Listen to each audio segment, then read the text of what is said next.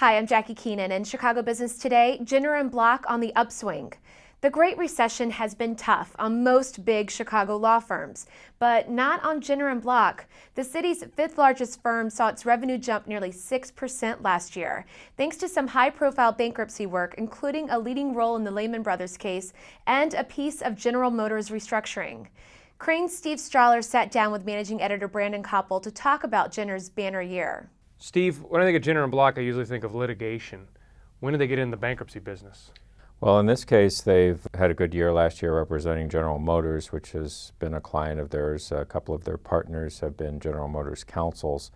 In the big Lehman Brothers bankruptcy case, they are actually what is called an examiner, a court-appointed investigator to find facts about the case. Mm-hmm. And the report they filed, it was filed by Anton Valukas. Anton Valukas, who is the chairman of Jenner, was a former U.S. attorney here in the late 80s. And that made a huge splash. I mean, that was the talk of Wall Street. Right, because Lehman nearly triggered a global financial meltdown in September of '08. Thus, there's lingering intense interest over what happened.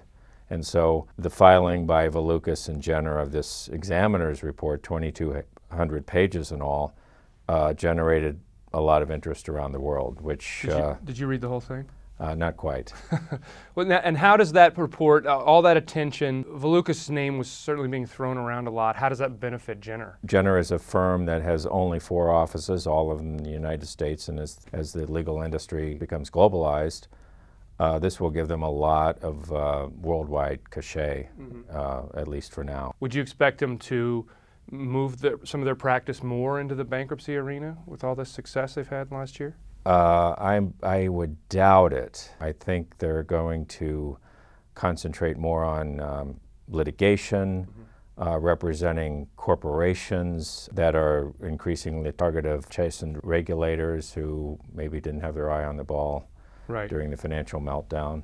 Now, the big revenue pop that Jenner got from Lehman and GM is being felt in their profits, especially because they pared down their partnership ranks a few years ago. Right. They've increased the top line revenue figure substantially because of these assignments, particularly Lehman, which generated $38 some million in revenues. They're getting more bang for the buck out of this because they've carved about a third of their equity partners from the ranks, which shows them to have much greater profits per equity partner, which is a closely watched ratio in the industry that not only makes the firm more attractive to potential merger partners, but to potential recruits and partners who are still there.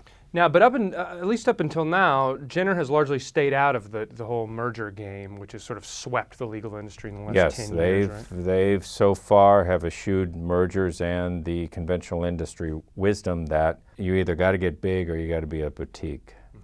Any sign that that could change? Not yet, but I wouldn't be surprised if something happened someday, but there's no indication that they want to do that now. Okay. Thanks, Steve. Thank you. And that's all for this edition of Chicago Business Today. For more on this story, pick up this week's print edition of Crain's. Thanks for watching. We'll see you tomorrow.